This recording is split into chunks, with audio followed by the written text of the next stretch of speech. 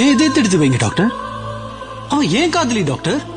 அவளுக்கு நான் கொடுக்காம வேற யார் கொடுக்கணும்? உயிர் போனா வராது. ஆமா சார், அவ உயிர் போனா திரும்பி வராது. இந்த உலகத்துல என்ன விட கொடுத்து வச்சவங்க யாருமே இருக்க மாட்டாங்க. என் இதயம் உனக்குள்ள துடிக்கிற வரைக்கும் நீ உயிரோட இருப்ப.